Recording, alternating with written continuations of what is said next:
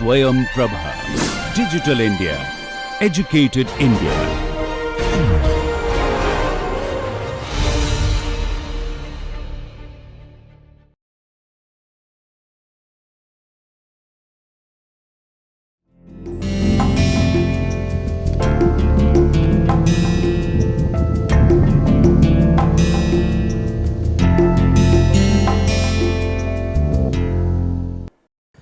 नमस्कार, मैं श्रेष्ठ एक बार फिर से आप सभी का इस लेक्चर सीरीज़ में स्वागत करता हूं।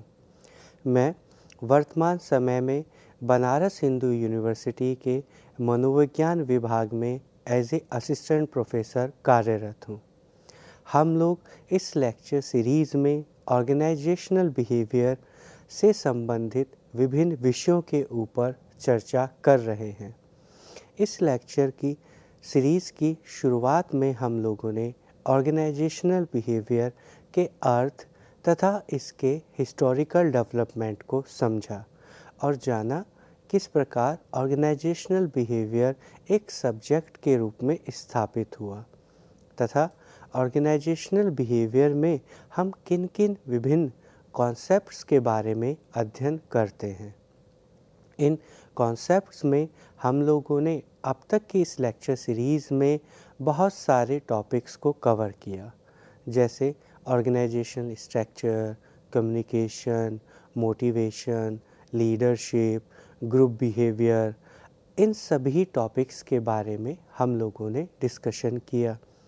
उसके बाद हम लोगों ने लास्ट के लेक्चर से ऑर्गेनाइजेशनल कॉन्फ्लिक्ट के कॉन्सेप्ट के बारे में अपने इस डिस्कशन को कंटिन्यू किया था। लास्ट के लेक्चर में हम लोगों ने ऑर्गेनाइजेशनल कॉन्फ्लिक्ट के अर्थ को समझा।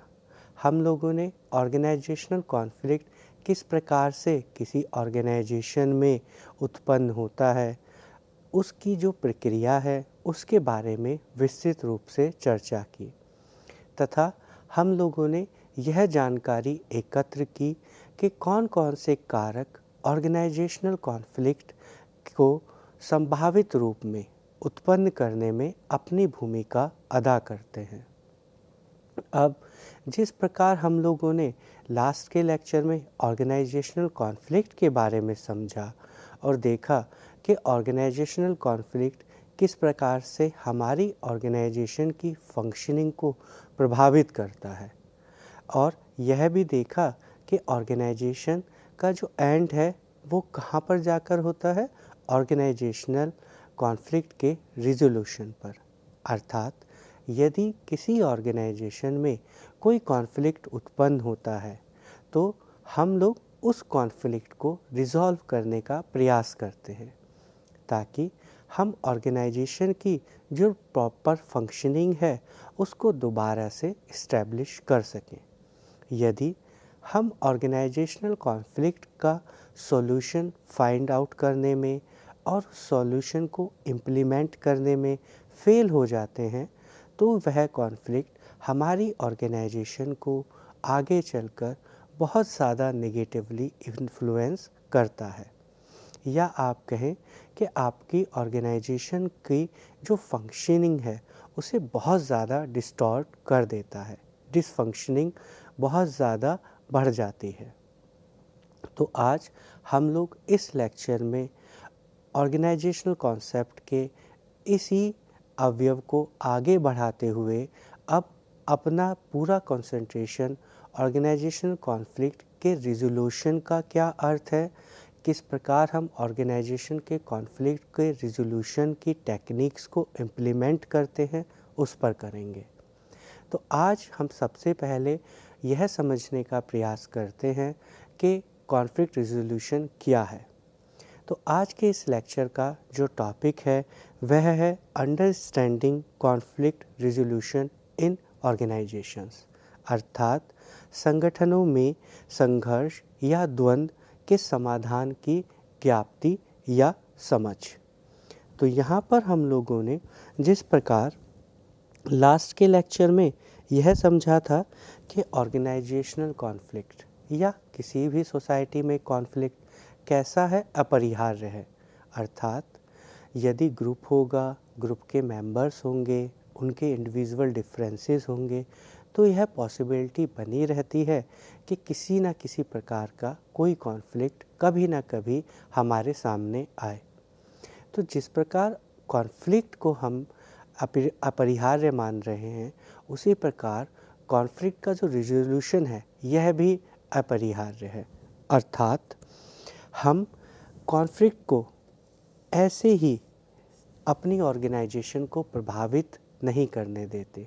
हम क्या करते हैं, हम अपना पूरा प्रयास करते हैं कि उस कॉन्फ्लिक्ट का रेजोल्यूशन हम ढूंढ पाएँ और वो जो रेजोल्यूशन है उसे हम अपनी ऑर्गेनाइजेशन में इम्प्लीमेंट कर सकें, ताकि उस कॉन्फ्लिक्ट से जो हमारी ऑर्गेनाइजेशन में चेंजेस आए हैं, माना हमारी ऑर्गेनाइजेशन पहले ऐसे स्मूथली फंक्शन कर रही थी, फिर यहाँ पर हम लोगों ने ऑर्गेनाइजेशनल कॉन्फ्लिक्ट को फेस किया, तो क्या हुआ, हमारी ऑर्गेनाइजेशन की जो फंक्शनिंग है अब वो डिस्टॉर्ट हो गई, डिसफंक्शन हो गई।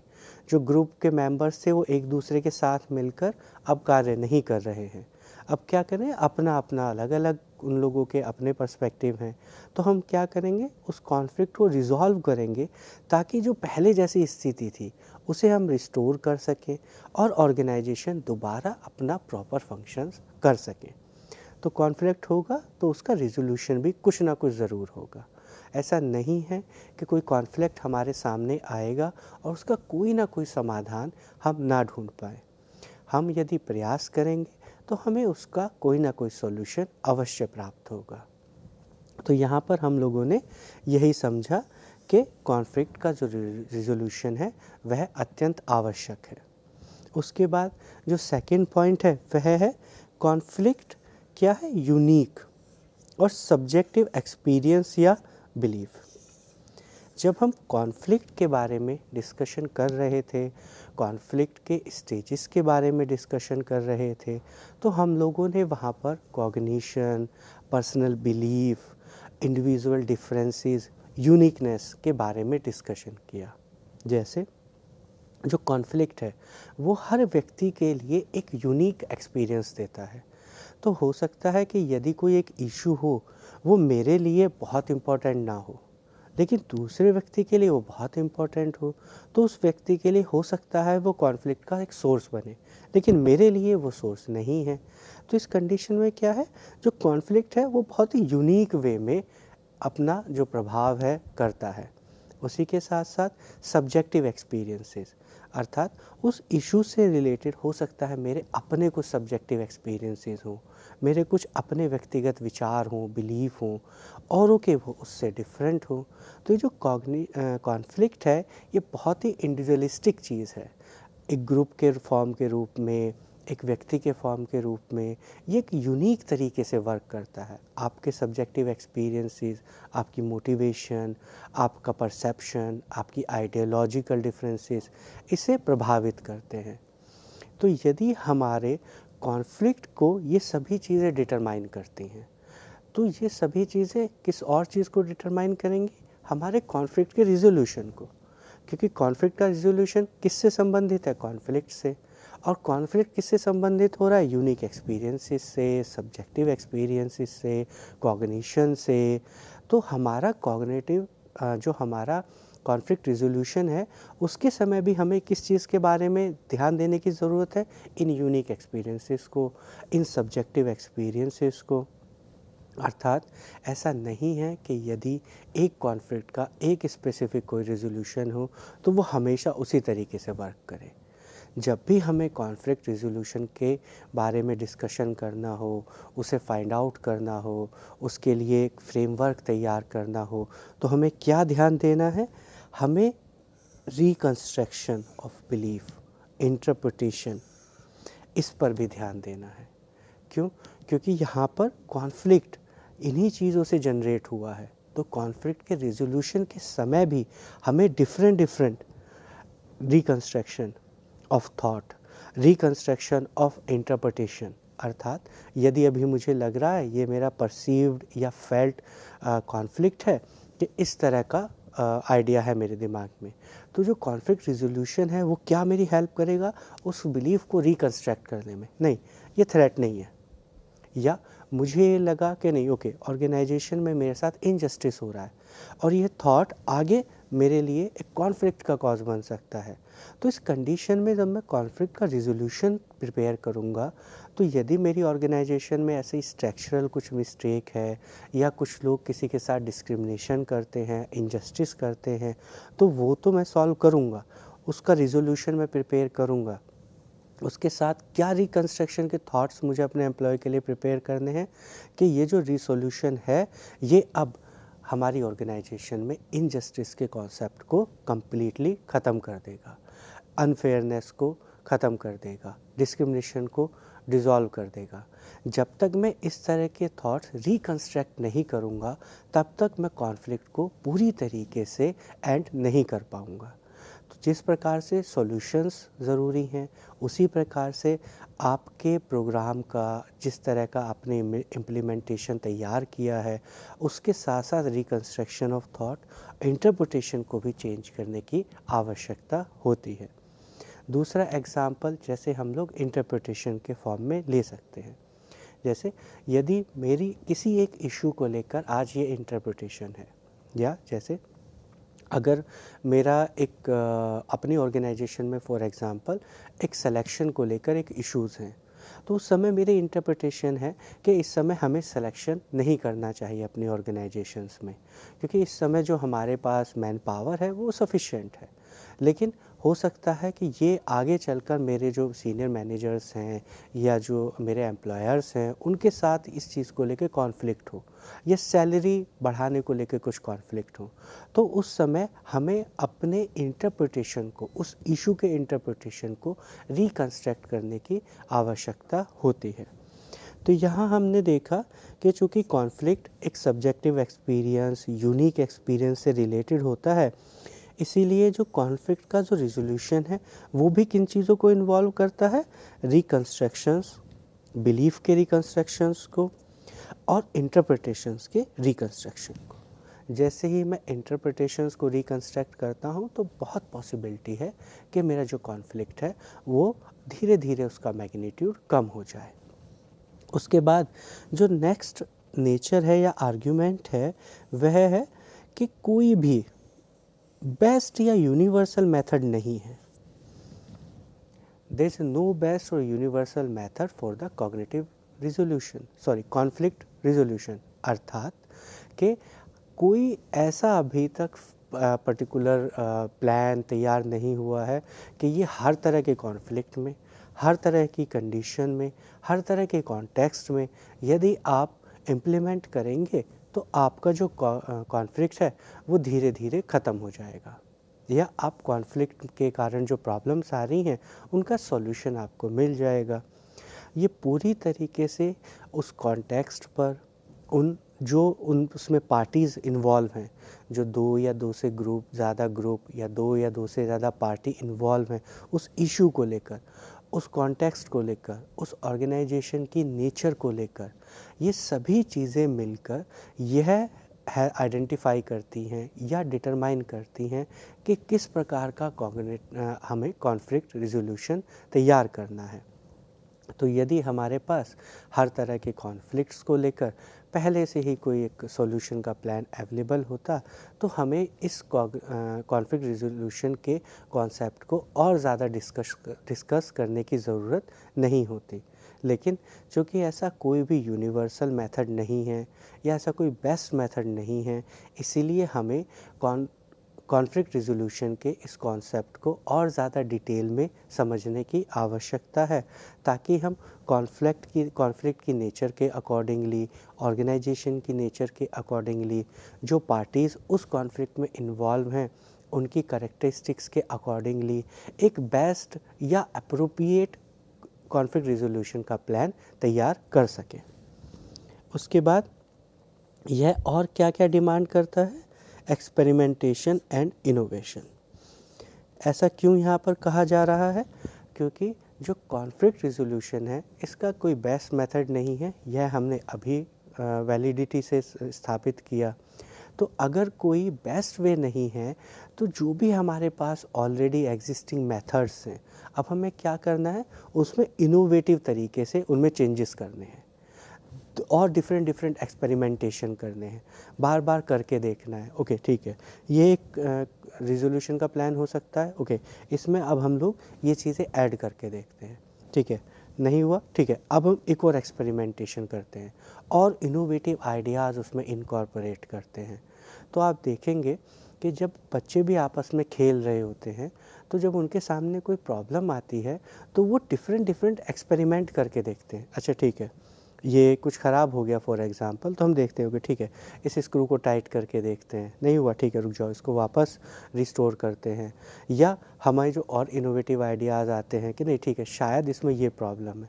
उसी तरीके से ग्रुप में जब कॉन्फ्लिक्ट होते हैं तो हमें डिफरेंट डिफरेंट इनोवेटिव आइडियाज़ से उस कॉन्फ्लिक्ट के कॉजेज़ को आइडेंटिफाई करना होता है और डिफरेंट डिफरेंट इनोवेटिव आइडियाज़ से उस कॉन्फ्लिक्ट के लिए एक रिजोल्यूशन प्लान तैयार करना होता है। उसके बाद कॉन्फ्लिक्ट रिजोल्यूशन क्या हेल्प करता है? बेसिक ह्यूमन नीड्स को, जैसा हमने शुरू में ही कहा कि अगर कॉन्फ्लिक्ट हुआ होगा तो हमें किसी भी तरीके से उसके लिए एक सॉल्यूशन रिजोल्यूशन का प्लान तैयार करना है। ऐसा हमें क्यों करना है? कि हमारी ऑर्गेनाइजेशन बेटर फंक्शनिंग में इन्वॉल्व हो, ये बिल्कुल सही बात है, लेकिन यह हमारी ह्यूमन नीड भी है। तो आप देखिए कि जिस तरीके से कॉन्फ्लिक्ट इनएविटेबल है, इनहेरिटेड है, उसी तरीके से कॉन्फ्लिक्ट का रिजोल्यूशन भी इनएविटेबल है, इनहेरिटेड है। आप किसी भी कॉन्फ्लिक्ट की सिचुएशन में रहना पसंद नहीं करते। यदि आपको जैसे ही कॉन्फ्लिक्ट होगा तो आपको क्या होगा? आपका डिस्टर्बेंस होगा, आपको लगेगा नहीं रुक जाओ, पहले इसका कोई सॉल्यूशन ढूंढते हैं। अदरवाइज़ वो हमेशा आपको साइकोलॉजिकली हिट करेगा, साइकोलॉजिकली डिस्टर्ब करेगा और आप क्या चाहेंगे कि नहीं ठीक है, इस कॉन्फ्लिक्ट का ठीक है नुकसान हो रहा है, होने दो, पर इस कॉन्फ्लिक्ट का कोई रिजोल्यूशन निकालो। अदरवाइज़ ये बार बार थॉट दिमाग में आ रहा है, ये मेरा जो पीस का स्टेट है उसे डिस्टर्ब करेगा। और एक ह्यूमन नीड है कैसी? कि हम हमेशा संतुलन बनाए रखना चाहते हैं। हमेशा हम किस में रहना चाहते हैं? पीस में रहना चाहते हैं। हमेशा हम चाहते हैं कि एक दूसरे के साथ हम लोगों के कुछ भी जेलेसी जैसे रिलेशन ना हो, एक दूसरे को देखकर हमें बुरा ना लगे, या हमें एक दूसरे के साथ जब भी हम कभी मिलें तो हमें कोई बहुत ज़्यादा नेगेटिव फीलिंग्स ना हो।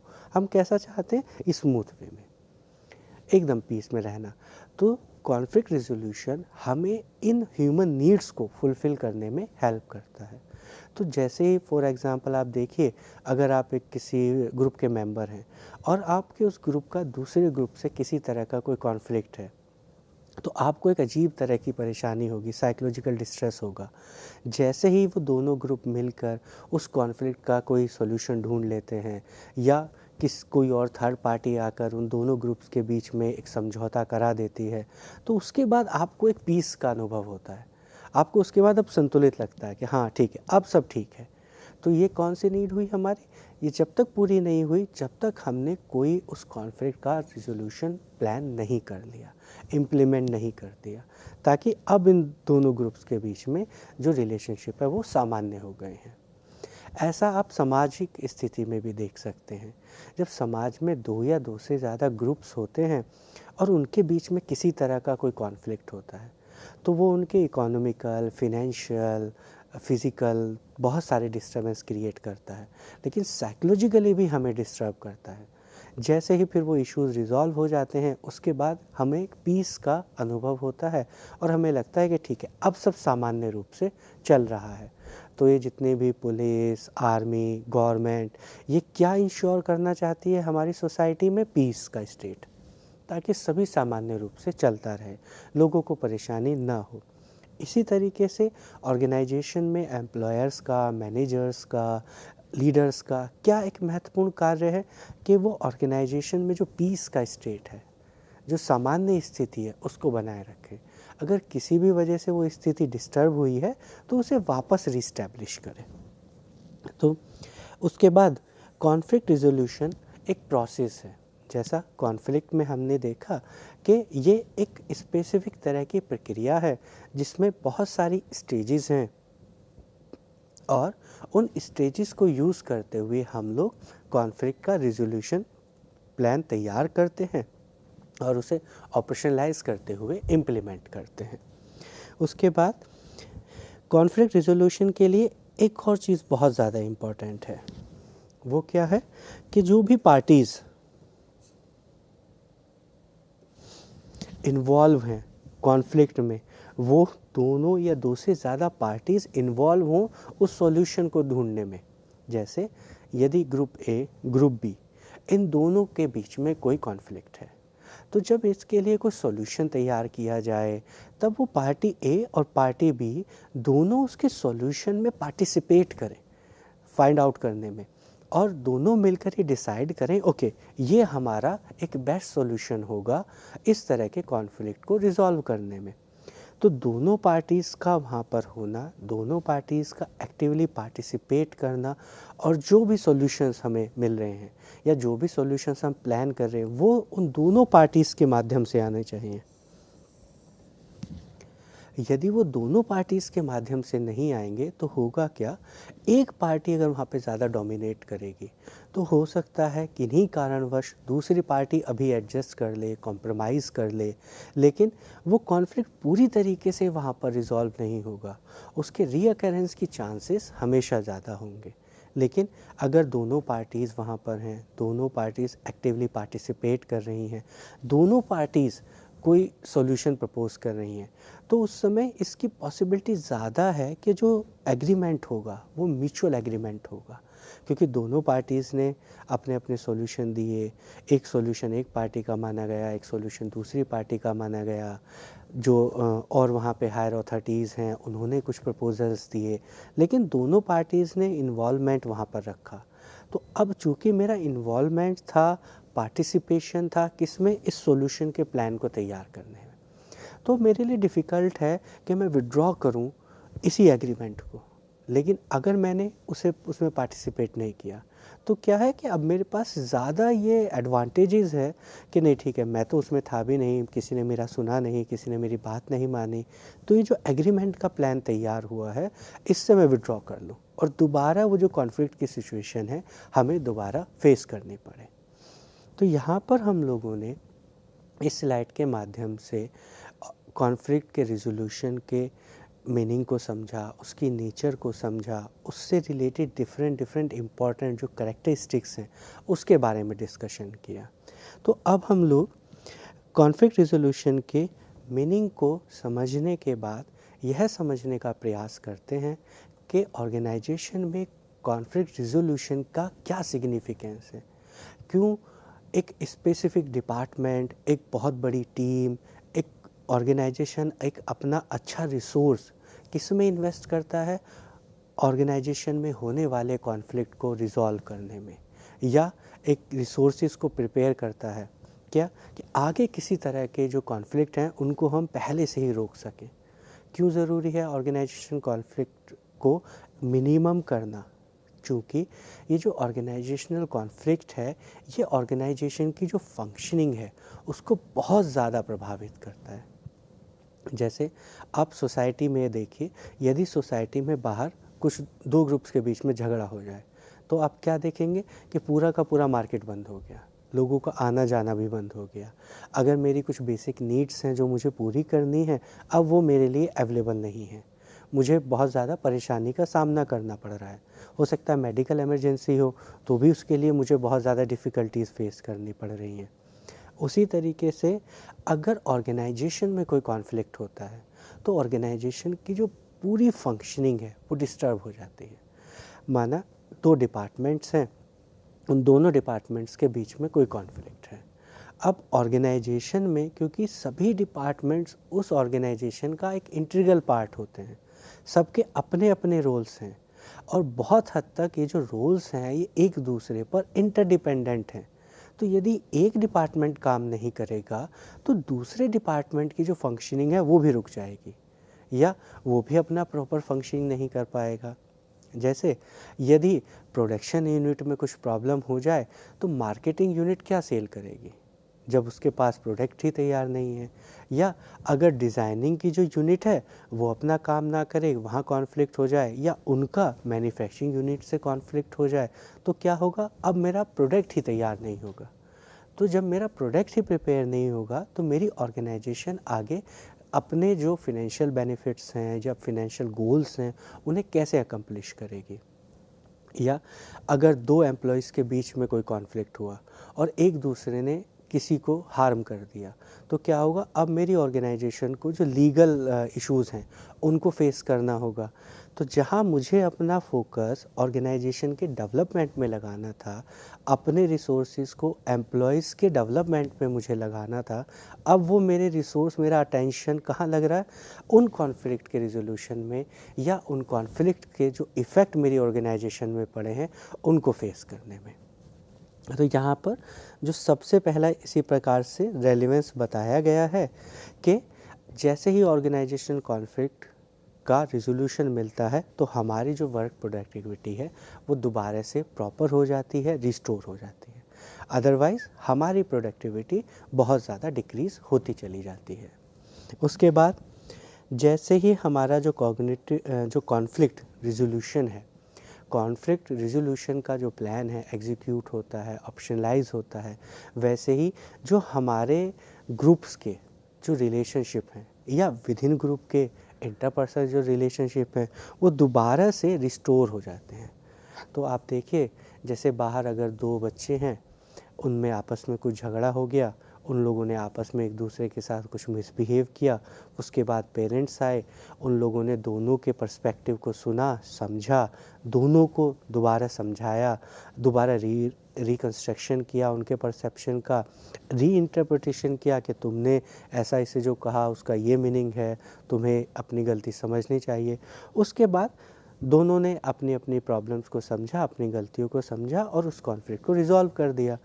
तो वो जो पहले वाले रिलेशनशिप थे, अब उनके दोबारा से एक जैसे फ्रेंडशिप वाले रिलेशनशिप रिस्टोर हो गए। लेकिन ये कब पॉसिबल हुआ, जब किसी ने आके उस कॉन्फ्लिक्ट को रिजॉल्व किया। अगर वो कॉन्फ्लिक्ट रिजॉल्व नहीं होता तो क्या होता कि वो जो उन दोनों के बीच में रिलेशनशिप है वो और ज़्यादा ख़राब होते चले जाते हैं। तो इसी तरीके से ऑर्गेनाइजेशन में अगर एक डिपार्टमेंट का दूसरे डिपार्टमेंट के साथ कोई कॉन्फ्लिक्ट हुआ और कॉन्फ्लिक्ट को रिजॉल्व नहीं किया गया, तो क्या होगा, उन डिपार्टमेंट्स के आपस में रिलेशन या उस डिपार्टमेंट में जो लोग काम करते हैं उनके आपस में रिलेशन और ख़राब होते चले जाएंगे। Third, restore trust. Conflict resolution दोबारा से हमारी ऑर्गेनाइजेशन में ट्रस्ट डेवलप करने में हमारी हेल्प करता है। ऑर्गेनाइजेशन में ट्रस्ट बहुत इम्पॉर्टेंट है उसकी प्रॉपर फंक्शनिंग के लिए। आप देखिए, आप किन व्यक्तियों के साथ कार्य करना प्रेफर करते हैं, जिन पर आप ट्रस्ट करते हैं। ऑर्गेनाइजेशन में ट्रस्ट क्यों और ज़्यादा इम्पॉर्टेंट होता है कि सभी के अपने रोल्स हैं, सभी को अपने रोल्स फुलफ़िल करने हैं, अपने रोल्स में जो ड्यूटीज़ हैं वो अकम्प्लिश करनी है, और जो रोल्स हैं एक दूसरे पर इंटरडिपेंडेंट है। तो मेरा जो कार्य है वो दूसरे पे भी डिपेंड है, हम दोनों के कोलैबोरेटिव एफर्ट्स से उस ग्रुप का परफॉर्मेंस हो रहा है और ग्रुप्स के कोलैबोरेटिव एफर्ट से ऑर्गेनाइजेशन परफॉर्म कर रही है। तो हम दोनों को एक दूसरे के ऊपर, एक ग्रुप को दूसरे ग्रुप के ऊपर ट्रस्ट इस्टेब्लिश करना ज़रूरी है। यदि ट्रस्ट इस्टेब्लिश नहीं होगा तो हमेशा मैं कुछ भी परफॉर्म करूँगा तो हमेशा मेरे दिमाग में डाउट चलता रहेगा कि नहीं, पता नहीं ये कैसे करेगा, कर पाएगा नहीं कर पाएगा, इसको अगर इस चीज़ के बारे में पता चल गया तो कहीं ये मेरी इन्फॉर्मेशन को मिसयूज़ ना कर ले। लेकिन जहाँ पर आपका ट्रस्ट का एनवायरनमेंट है तो वहाँ आप देखेंगे कि आप कार्य को, जो भी जिम्मेदारी आपको दी जा रही है उसे बड़ी आसानी से पूरा कर ले रहे हैं। अगर 4 लोग हैं एक ग्रुप में, एक टीम में, एक दूसरे के ऊपर पूरा ट्रस्ट करते हैं तो अब उसकी जो प्रोडक्टिविटी है बहुत हाई लेवल की होती है। लेकिन जहाँ ट्रस्ट के इश्यूज़ होते हैं वहाँ हम इंटरपर्सनल ट्रस्ट के इश्यूज़ ही सॉल्व करते रहते हैं, हमारा जो वर्क की प्रोडक्टिविटी है उस पर फोकस कम हो जाता है। तो यदि मैं आप पे ट्रस्ट करता हूँ तो मुझे बहुत सारी चीज़ों के बारे में सोचने समझने की ज़रूरत नहीं है, मैं अपना पूरा फोकस कहाँ लगा सकता हूँ, अपने काम पर लगा सकता हूँ। इसी तरीके से फैमिली में है, जिन फैमिलीज़ में आप देखेंगे कि लोग एक दूसरे के ऊपर ट्रस्ट करते हैं वो फैमिली बहुत आसानी से अपने अपने कार्यों में लगी रहती है। लेकिन अगर आपके फैमिली मेम्बर्स ही आप पे ट्रस्ट ना करें, माना आपके पेरेंट्स आप पे ट्रस्ट नहीं कर रहे हैं या आप अपने पेरेंट्स पर ट्रस्ट नहीं कर रहे हैं, तो आपका एक मेजर रिसोर्स कहाँ इन्वेस्ट हो रहा है, यही आइडेंटिफाई करने में कि वो क्या कर रहे होंगे या अब कुछ गलत कर देंगे। इसीलिए ट्रस्ट कहीं पर भी, किसी भी ग्रुप में, चाहे वो फैमिली के रूप में ग्रुप हो, चाहे फ्रेंड सर्किल का एक इनफॉर्मल ग्रुप हो या एक फॉर्मल ग्रुप हो, मेंबर्स के बीच में आपस में एक दूसरे के लिए ट्रस्ट बहुत इम्पॉर्टेंट है। और जो ये कॉन्फ्लिक्ट रिजोल्यूशन का प्रोसेस है, ये दोबारा से ट्रस्ट को रिबिल्ड करता है। कोई प्रॉब्लम आई, कोई कॉन्फ्लिक्ट आया, हम लोगों ने सबने मिलके उसका सॉल्यूशन तैयार किया, इम्प्लीमेंट किया, तो ट्रस्ट और धीरे धीरे डेवलप होता चला जाता है। और ये हमारी ऑर्गेनाइजेशन की फंक्शनिंग में के लिए बहुत इम्पॉर्टेंट रोल प्ले करता है। अब रीस्टेब्लिशमेंट ऑफ इमेज ऑफ ऑर्गेनाइजेशन, आप कैसे समूह से रिश्ता रखना चाहते हैं, कैसी फैमिली से रिश्ता रखना चाहते हैं, या कैसी सोसाइटी में रहना चाहते हैं। ऐसी सोसाइटी जहाँ पर कॉन्फ्लिक्ट ना होते हों, लोग एक दूसरे से लड़ते झगड़ते ना हो। इसी तरीके से ऑर्गेनाइजेशन में अगर आपसे कहा जाए कि आप ऑर्गेनाइजेशन बी में कार्य कीजिए, और आपकी ऑर्गेनाइजेशन बी को लेकर ये इमेज है कि इस ऑर्गेनाइजेशन में रोज़ रोज़ झगड़े होते हैं, एम्प्लॉयज़ के एम्प्लॉयर्स के साथ, एक एम्प्लॉयज़ के ग्रुप का दूसरे एम्प्लॉयज़ के ग्रुप के साथ, एक डिपार्टमेंट का दूसरे डिपार्टमेंट के साथ, तो क्या होगा, आपकी जो ऑर्गेनाइजेशन है उसकी इमेज ख़राब होती चली जाती है। तो पॉसिबिलिटी है कि जो बहुत अच्छा ब्रेन, जो बहुत अच्छे लोग आपकी ऑर्गेनाइजेशन को ज्वाइन करना चाहते थे, अब वो आपकी ऑर्गेनाइजेशन को ज्वाइन ना करें। क्यों? क्योंकि आपकी ऑर्गेनाइजेशन की जो इमेज है वो ख़राब हो गई है। तो इसीलिए ऑर्गेनाइजेशंस में जब भी कोई कॉन्फ्लिक्ट होता है, तो वो ऑर्गेनाइजेशन जल्दी से जल्दी उस कॉन्फ्लिक्ट को रिज़ॉल्व करने का प्रयास करती है, ताकि वो अब सोसाइटी में, उस बाहर के पूरे एनवायरनमेंट में, बाकी लोगों के दिमाग में अपनी जो ऑर्गेनाइजेशन की इमेज है, एक अच्छी जो इमेज है, उसे रिस्टोर कर लें। क्योंकि सभी को ये बात तो जानकारी है कि कहीं भी व्यक्ति काम करेंगे तो कुछ ना कुछ कॉन्फ्लिक्ट होगा। लेकिन सबसे बड़ी बात क्या है कि वो जो ऑर्गेनाइजेशन है, जैसे ही कोई कॉन्फ्लिक्ट होता है, तुरंत उसको कंसीडर करती है, तुरंत उसके लिए सॉल्यूशन तैयार करती है, तुरंत उस पे वर्कआउट करती है और उस कॉन्फ्लिक्ट को रिजॉल्व कर लेती है। तो हमेशा उसकी इमेज अच्छी होगी। जैसे सोसाइटी में ये तो सभी को पता है कि बहुत सारे ग्रुप्स अगर रह रहे हैं तो कुछ ना कुछ प्रॉब्लम्स उन ग्रुप्स के बीच में हो सकती है। लेकिन पुलिस का काम, चूँकि वहाँ पर जो कॉन्फ्लिक्ट्स हैं उनको रिज़ॉल्व करना है, तो जैसे ही कॉन्फ्लिक्ट हुआ, पुलिस वहाँ पे गई, उसने कॉन्फ्लिक्ट को समझा, रिज़ॉल्व किया और इश्यूज़ को वहीं पे समाप्त कर दिया। तो क्या हुआ, उस सोसाइटी का, उस पुलिस ऑर्गेनाइजेशन का इमेज डेवलप हुआ। तो कॉन्फ्लिक्ट रिजोल्यूशन के माध्यम से हम लोग उस इमेज को वापस रीडेवलप कर सकते हैं। उसके बाद reduce the possibility of burnout. Conflict जब लंबे समय तक चलता है तो वो बहुत ज़्यादा अपने नेगेटिव इन्फ्लुएंस देता है। जैसे जब आपको पहले स्ट्रेस होगा, फिर लंबे समय तक जब स्ट्रेस चलता है तो बर्नआउट की स्टेज आपको आती है। तो जब आप कॉन्फ्लिक्ट में रहते हैं तो कॉन्फ्लिक्ट की सिचुएशन में आपका जो एक्सपीरियंस है स्ट्रेस को लेकर वो बढ़ता है। तो वर्क स्ट्रेस आपको ज़्यादा होगा, आपका स्ट्रेस लेवल हाई होगा। लेकिन जैसे ही जो आपका कॉन्फ्लिक्ट है उसका रिजोल्यूशन आपको मिल जाता है, अब आपके पास जो स्टेज है वो पीस की स्टेज होती है, तो वो जो स्ट्रेस की जो स्टेट है वो बर्नआउट की स्टेट में ट्रांसफॉर्म नहीं हो सकती, अब वो वहाँ पर रिड्यूस हो जाती है। तो इस तरीके से जब कॉन्फ्लिक्ट हमारी ऑर्गेनाइजेशन में हम लोग फेस करते हैं और हम उसका सॉल्यूशन प्रिपेयर करते हैं, तो एम्प्लॉयज़ के जो बर्नआउट के चांसेस हैं उस कॉन्फ्लिक्ट के कारण वो धीरे धीरे रिड्यूस हो जाते हैं। तो यहाँ पर हम लोगों ने कॉन्फ्लिक्ट रिजोल्यूशन का जो सिग्निफिकेंस है, रेलिवेंस है ऑर्गेनाइजेशन में, इसके बारे में विस्तृत रूप से चर्चा की। अब हम लोग आगे उन मेथड्स के बारे में डिस्कशन करेंगे जिन मेथड्स का हम लोग उपयोग कर सकते हैं कॉन्फ्लिक्ट को रिजॉल्व करने में। तो यहाँ पर हम देखते हैं कि जो इंटरपर्सनल कॉन्फ्लिक्ट हैं उनको रिजॉल्व करने के लिए थॉमस ने 1992 में 5 मेजर तरीके बताए या 5 मेजर उपाय बताए। इन उपायों का हम लोग कहाँ प्रयोग कर सकते हैं? जब हम लोगों का ऑर्गेनाइजेशन में कोई इंटरपर्सनल कॉन्फ्लिक्ट का इंसिडेंस हो। तो थॉमस ने जो पहला उपाय बताया वह बताया अवॉइडिंग। अवॉइडेंस का क्या अर्थ होता है? टाल देना। जैसे आप कई बार लोगों से कहते हैं कि यार वो मुझे अवॉइड कर रहा है, अवॉइड करने के लिए आप यहाँ क्या कहना चाह रहे हैं कि मैं उसके पास जाता हूँ तो मुझसे बात नहीं करता, टाल देता है, मेरी बातों को इग्नोर कर देता है, टाल देता है। तो यहाँ पर अवॉइडेंस भी एक मेथड के रूप में यूज़ किया जा सकता है, कब? कॉन्फ्लिक्ट रिजोल्यूशन में। लेकिन उसका क्या प्रोसेस है और कहाँ कहाँ हमें यूज़ करना चाहिए, उसके बारे में अब हम लोग डिटेल में डिस्कस करते हैं।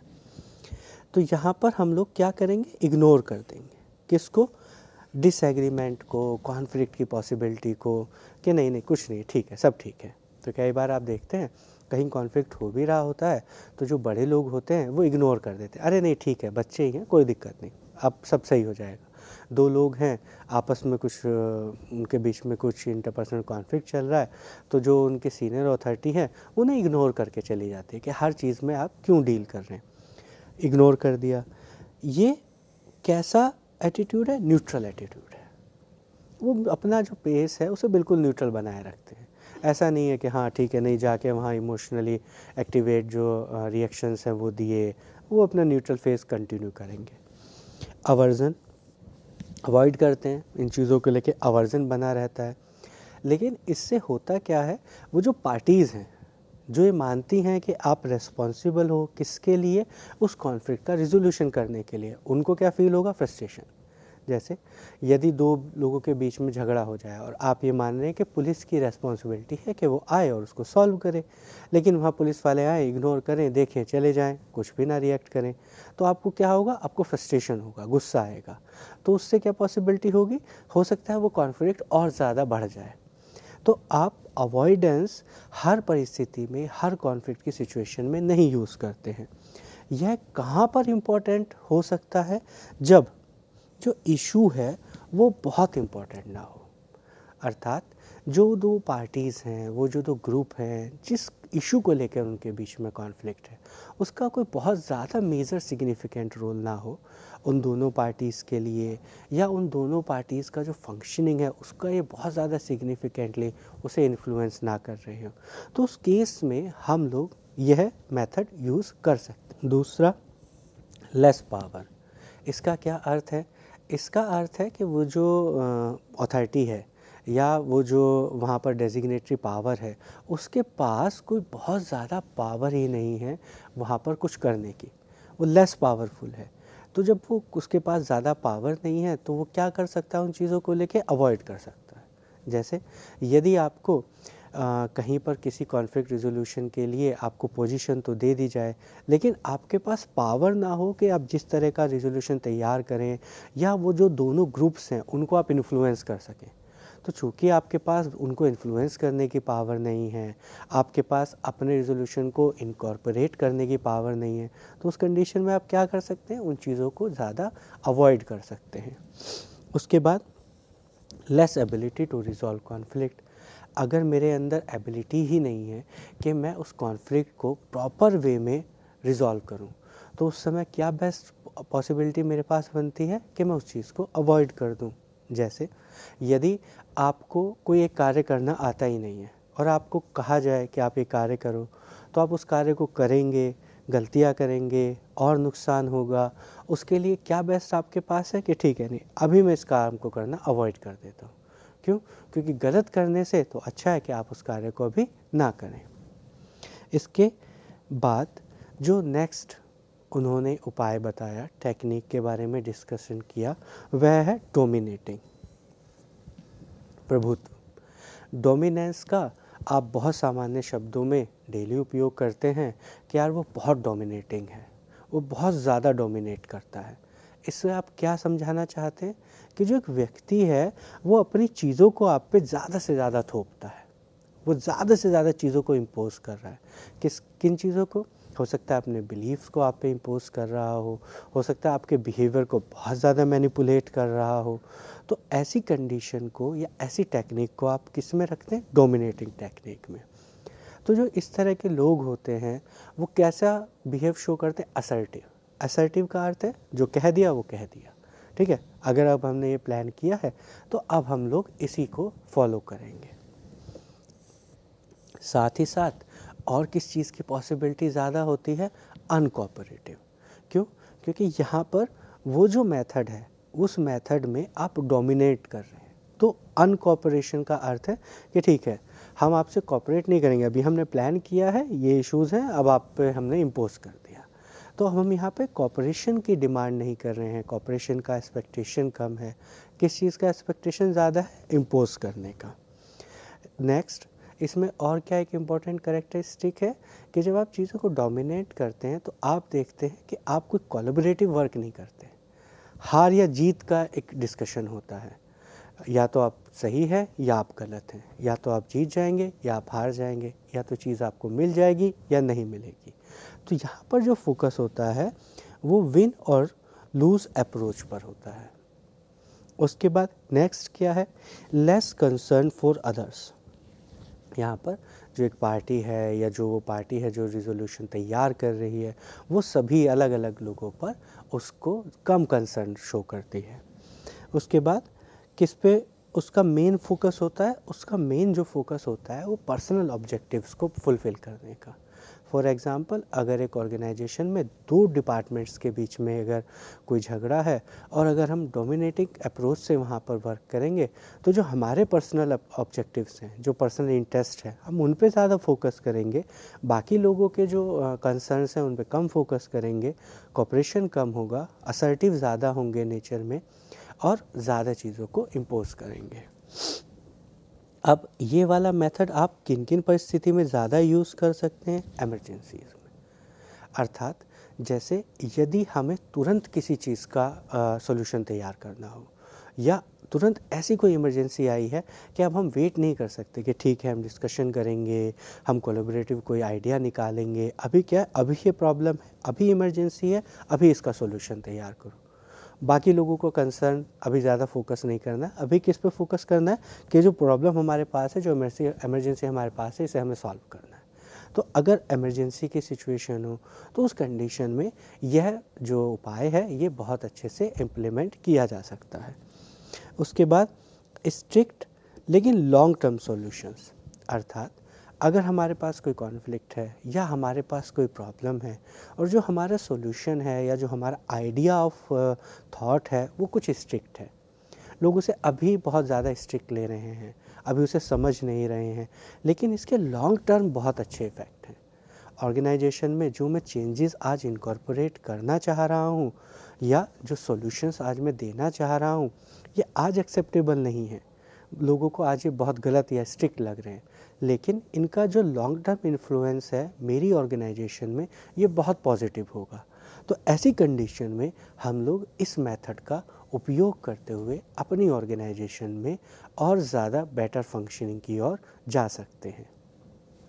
अब इस मेथड के बाद जो नेक्स्ट मेथड है वह है अकोमोडेटिंग, अर्थात चीज़ों को ज़्यादा से ज़्यादा चीज़ों को अकोमोडेट करना, ज़्यादा से ज़्यादा चीज़ों लोगों के इश्यूज़ को या ग्रुप्स के बीच में अनुकूल बनाना, समानुकूल चीज़ों को इस्टेब्लिश करना।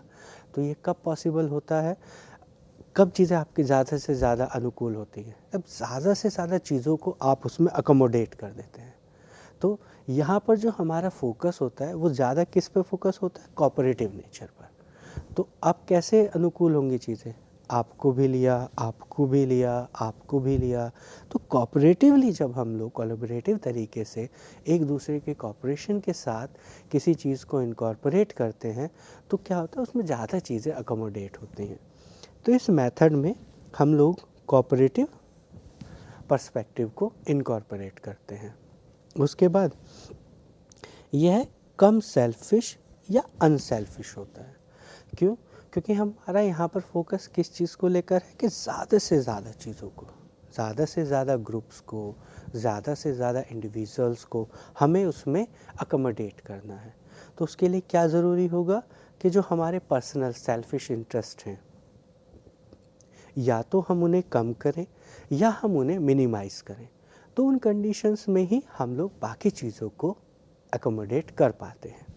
उसके बाद यहाँ पर जो हमारा फोकस है वो दूसरों के भी डेवलपमेंट पर होता है। तो जैसे हम चीज़ों को अकोमोडेट कर रहे हैं तो हम क्या चाहते हैं कि वो भी धीरे धीरे आगे डेवलप करें। और ये किस चीज़ में हमें हेल्प करता है? यह हमारे ग्रुप में, ऑर्गेनाइजेशन में जो हार्मनी है उसे इस्टेब्लिश करने में हेल्प करता है। क्योंकि आपने देखा यहाँ पे हमने कॉरपोरेशन को ज़्यादा फोकस किया, हमने चीज़ों को ज़्यादा से ज़्यादा अनुकूल बनाने का प्रयास किया, तो उस कंडीशन में क्या होगा, हार्मनी की जो पॉसिबिलिटी है वो और ज़्यादा इंक्रीज़ हो जाएगी। उसके बाद ये किन कंडीशंस में ज़्यादा इम्पॉर्टेंट होता है, ऐसे कॉन्फ्लिक्ट जिसका आपके पास तुरंत या तो कोई सॉल्यूशन ना हो या उनका सॉल्यूशन मिलने में आपको बहुत ज़्यादा डिफ़िकल्टी हो रही हो। तो डिफ़िकल्ट इन कंडीशंस में, डिफ़िकल्ट कॉन्फ्लिक्ट्स में आप इस तरह के मेथड का उपयोग ज़्यादा बेहतर तरीके से कर सकते हैं।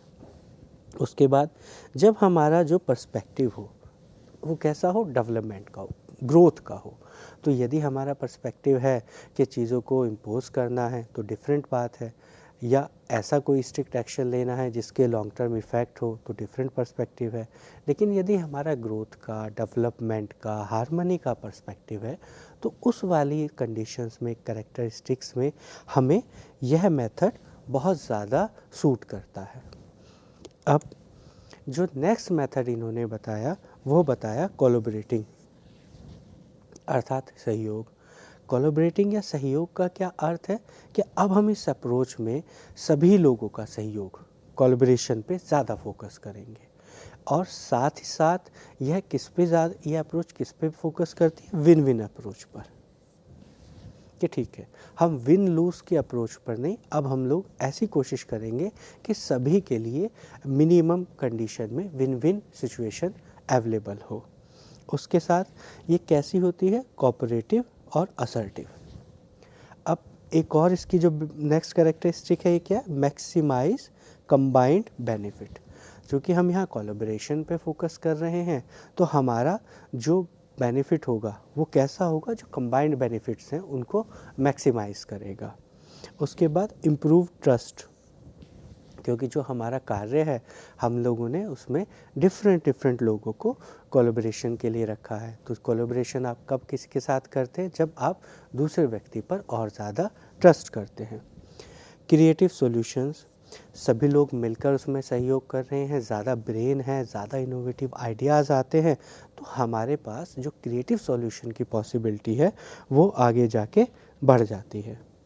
उसके बाद और ज़्यादा कमिटमेंट, क्योंकि सब लोग कोलैबोरेटिव तरीके से उसको आइडेंटिफाई किए हैं तो उनका उस सॉल्यूशन, उस कॉग्निटिव रिजोल्यूशन को लेकर ज़्यादा कमिटमेंट शो होता है।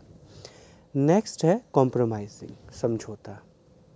समझौता अर्थात अब मैं अपने किसी एक चीज़ को सेक्रीफाइस करने के लिए तैयार हूँ, मेरा कुछ पर्सनल इंटरेस्ट है, ठीक है मैं उसे छोड़ दूँगा, किस चीज़ के लिए, इस एक मेजर ऑब्जेक्टिव के लिए या इस कॉन्फ्लिक्ट के रिजोल्यूशन के लिए।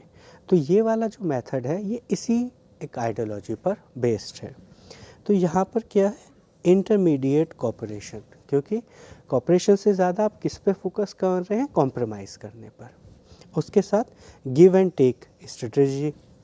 गिव एंड टेक का क्या आइडिया होता है कि ठीक है अगर आप मुझे ये चीज़ दे रहे हैं तो ठीक है चलिए मैं आपको ये चीज़ दे देता हूँ। तो किसी ने आपको कुछ दिया, किसी ने आपसे कुछ ले लिया, तो गिव एंड टेक, इस प्रकार से आप इस वाले मेथड को इनकॉर्पोरेट करते हैं। ये किस पर बेस्ड होता है, सेक्रीफाइस पर, अपने पर्सनल इंटरेस्ट को सेक्रीफाइस करने पर। उसके बाद एक और आइडिया इसमें जो इनकॉर्पोरेट है वो क्या है कि यदि हमें कुछ भी नहीं मिल रहा है तो हम क्या कोशिश करते हैं, ठीक है कुछ ना मिलने से तो अच्छा है कुछ तो मिल जाए। तो यहाँ पर हम क्या करते हैं, ठीक है अगर हमारा पूरा एक इंटरेस्ट एरिया था इस ए को पाने का, लेकिन हम ए को नहीं पा रहे हैं, तो ए से रिलेटेड भी अगर हमें कुछ भी मिल जा रहा है तो हम बाकी चीज़ को सेक्रीफाइस कर दे रहे हैं, नहीं करेंगे तो हमें कुछ भी नहीं मिलेगा। तो यहाँ पर हमारा फोकस किस पे, कॉम्प्रोमाइज़ करने पर। Develop a good relationship for the future, जब आप इस तरह की स्ट्रेटजी में, इस तरह के आइडियाज़ में इनकॉर्पोरेट करते हैं, पार्टिसिपेट करते हैं, तो क्या होता है आपके फ्यूचर में जो रिलेशंस हैं उनकी ज़्यादा अच्छे बने रहने की पॉसिबिलिटी बनी रहती है। तो यहाँ पर हम लोगों ने कुछ मेथड्स को डिस्कस किया जिन्हें हम लोग कॉन्फ्लिक्ट के केसेस में उस कॉन्फ्लिक्ट को रिजॉल्व करने में इस्तेमाल कर सकते हैं। अब जो नेक्स्ट मेथड है वह है नेगोशिएशन, अर्थात समझौता वार्ता। यहाँ पर हम लोग नेगोशिएशन के इस पूरे प्रोसेस को समझने का प्रयास करेंगे।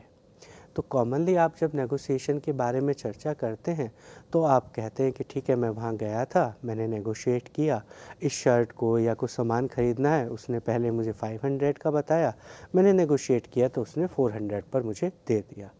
तो आप देखिए यहाँ पर हम लोगों ने एक नेगोशिएशन का प्रोसेस, एक बार्गेनिंग का प्रोसेस में हम लोग इन्वॉल्व हुए।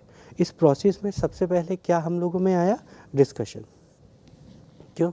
या टॉक किया हमने, हम लोगों ने उससे बातचीत की कि नहीं, हम 500 का नहीं लेंगे, हम 400 का दीजिए।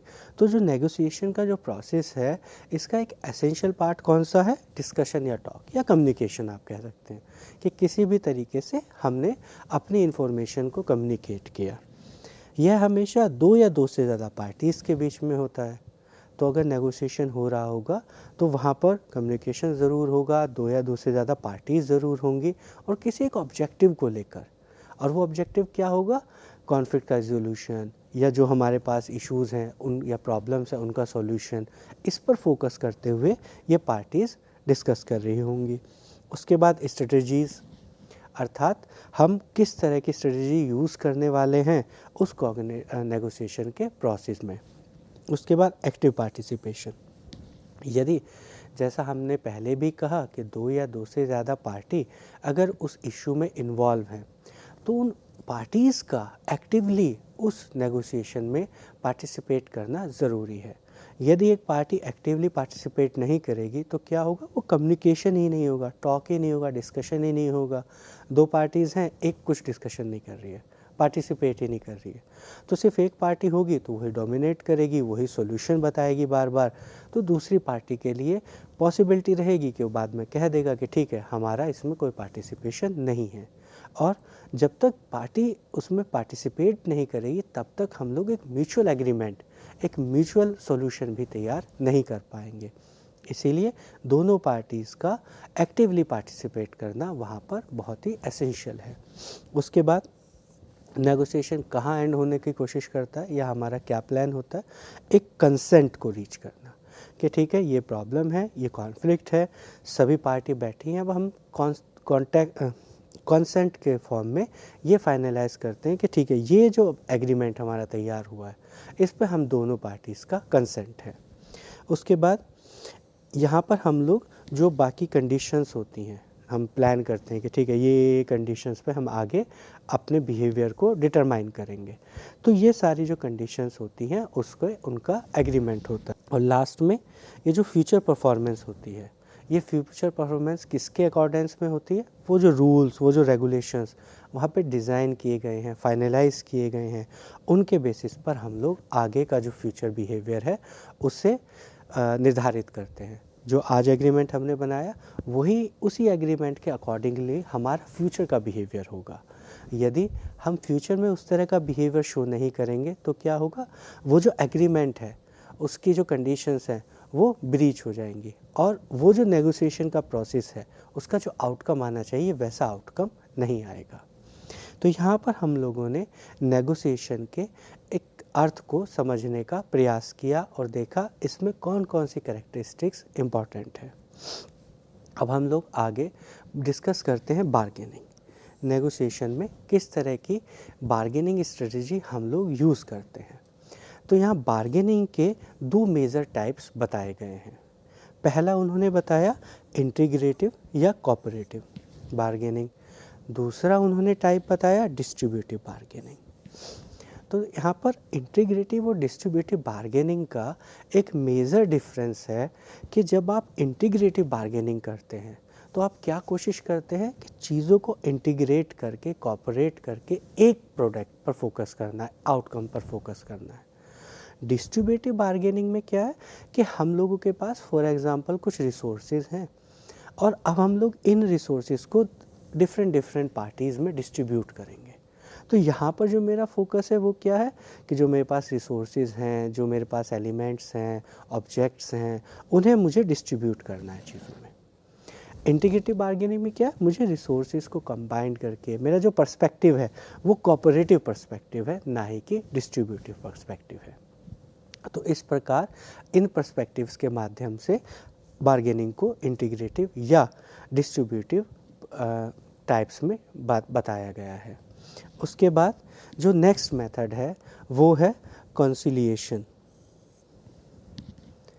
कंसिलिएशन के मेथड में क्या होता है, गवर्नमेंट की तरफ से एक कंसिलिएशन ऑफिसर थर्ड पार्टी के फॉर्म में दो या दो से ज़्यादा ग्रुप्स या दो से ज़्यादा जो ऑर्गेनाइजेशंस हैं या एक ऑर्गेनाइजेशन में दो या दो से ज़्यादा जो ग्रुप्स हैं उनके इश्यूज़ को समझता है और उन दोनों पार्टीज़ के इश्यूज़ को, दोनों पार्टीज़ के चैलेंजेस को समझते हुए उनके लिए एक सॉल्यूशन या प्रपोज सॉल्यूशन प्लान करता है और उन दोनों पार्टीज़ को वो प्रपोज सॉल्यूशन देता है कि आपके इस कॉन्फ्लिक्ट का इन इश्यूज़ के ये प्रपोज सॉल्यूशंस हो सकते हैं और यदि आप इन सॉल्यूशंस को फॉलो करेंगे तो कॉन्फ्लिक्ट जो है वो रिजॉल्व हो जाएगा। अब यहाँ पे सॉल्यूशन कौन प्रपोज कर रहा है, कौन फोकस कर रहा है, दोनों पार्टीज से बात करके एक थर्ड पार्टी ऑफिसर यह सजेशन देता है कि हाँ ठीक है, ये आपके इश्यूज़ हैं, ये आपके कॉन्फ्लिक्ट के नेचर हैं और ये आपके लिए प्रपोज सॉल्यूशंस या सजेशंस हैं। इस वाले प्रोसेस में आप बस यहीं तक प्रपोज कर सकते हैं। यदि आप यहाँ भी कॉन्फ्लिक्ट को रिजॉल्व करने में फेल होते हैं तो उसके बाद जो और एक नेक्स्ट मेथड है वो है एडजुडिकेशन। एडजुडिकेशन में क्या चीज़ें ऐड होती हैं कि यहाँ पर जो सेटलमेंट है, इससे पहले जैसे कंसिलिएशन ऑफिसर प्रपोज कर रहा है, सजेशन दे रहा है, यहाँ पर एडजुडिकेशन में जो लेबर कोर्ट्स हैं, इंडस्ट्रियल ट्रिब्यूनल्स हैं, ये उस सेटलमेंट को प्रपोज करती हैं और इम्पोज करती हैं। इंडस्ट्रियल डिस्प्यूट एक्ट 1947 से ये लॉ गवर्न होता है। उसके साथ साथ इनके पास एक और क्या पावर है, जैसे पहले में वो सिर्फ सजेशन दे रहा है प्रपोज, यहाँ पर वो लोग उन सजेशंस को इन्फोर्स कर सकते हैं क्योंकि यहाँ पर इनके पास एक लॉ का एक बैकअप पहले से ही है। इसके बाद अब हम लोग जो कॉन्फ्लिक्ट रिजोल्यूशन है उसके जो कॉन्सिक्वेंसेस हैं उसके बारे में डिस्कशन कंटिन्यू करते हैं। तो जैसा हम लोगों ने देखा था कि कॉग्निटिव रिजोल्यूशन का बहुत सिग्निफिकेंस है हमारी ऑर्गेनाइजेशन में, बड़ा ही रेलिवेंट है, तो हम देखते हैं जब कॉन्फ्लिक्ट रिजोल्यूशन हो जाता है तो उसके क्या क्या कॉन्सिक्वेंसेस या परिणाम हमारी ऑर्गेनाइजेशन में देखने को मिलते हैं। तो पहला है to solve and prevent industrial dispute. Cognitive resolution जो इंडस्ट्रियल डिस्प्यूट्स हैं उन्हें सॉल्व करने में और आगे इस तरह के डिस्प्यूट ना हो उन्हें प्रिवेंट करने में हमारी ऑर्गेनाइजेशन को हेल्प करता है। उसके बाद यह हमारी ऑर्गेनाइजेशन में पीस और हार्मनी को इस्टेब्लिश करने में और पीस और हार्मनी को बनाए रखने में हमारी मदद करता है। उसके बाद ग्रुप कोहेसिवनेस। कॉन्फ्लिक्ट रिजोल्यूशन के बाद जैसा एक ग्रुप है, ग्रुप के बीच में कोई कॉन्फ्लिक्ट हुआ तो जो कि ग्रुप होगा उसके बीच में जो कोहेसिवनेस है वो कम हो जाएगी।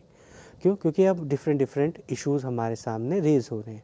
जैसे ही वो कॉन्फ्लिक्ट, वो इश्यूज़ रिजॉल्व होंगे तो क्या होगा, वो जो ग्रुप धीरे धीरे बिखर गया है अब वो ग्रुप दोबारा उस सॉल्यूशन के बाद दोबारा आपस में कोहेसिव नेचर का बन जाएगा और जो उसकी परफॉर्मेंस है वो और ज़्यादा कोहेसिव और ज़्यादा इंक्रीज़ हो जाएगी।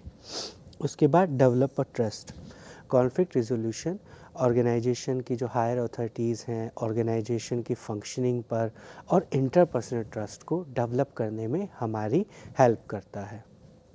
इसके बाद बेटर फंक्शनिंग। कॉन्फ्लिक्ट ने हमारी ऑर्गेनाइजेशन की जो फंक्शनिंग है उसे हिंडर किया होगा, उसमें बैरियर्स क्रिएट किए होंगे, लेकिन कॉन्फ्लिक्ट का जो रिजोल्यूशन जैसे ही हुआ तो अब क्या होगा, हमारी ऑर्गेनाइजेशन दोबारा अपनी बेटर फंक्शनिंग की ओर बढ़ने लगती है। तो अब तक हम लोगों ने लास्ट के लेक्चर में और आज के लेक्चर में ऑर्गेनाइजेशन के एक बहुत ही इम्पोर्टेंट टॉपिक के बारे में डिस्कशन किया, वो है ऑर्गेनाइजेशनल कॉन्फ्लिक्ट। तो इन दोनों लेक्चर्स में हम लोगों ने यह समझने का प्रयास किया कि ऑर्गेनाइजेशनल कॉन्फ्लिक्ट क्या होता है, वो कैसे अकर होता है, कैसे उत्पन्न होता है, क्या उसका प्रोसेस है, क्या उसके इफ़ेक्ट है हमारी ऑर्गेनाइजेशंस पर, तथा उसके बाद कॉन्फ्लिक्ट का जो रिजोल्यूशन है उसके क्या क्या मेथड्स हैं, उसका क्या प्रोसेस है, हम किन किन मेथड्स से अगर हमारी ऑर्गेनाइजेशन में कोई कॉन्फ्लिक्ट उत्पन्न हुआ है तो उसका सॉल्यूशन तैयार कर सकते हैं। तो आज के इस लेक्चर को हम लोग यहीं पर समाप्त कर रहे हैं। अगले लेक्चर में हम लोग फिर से एक बार ऑर्गेनाइजेशनल बिहेवियर से रिलेटेड एक और टॉपिक के साथ आपके साथ इस चर्चा को जारी रखेंगे। तो आज के लेक्चर में हमारे साथ जुड़े रहने के लिए आप सभी का बहुत बहुत धन्यवाद। Thank you. आपका दिन शुभ हो।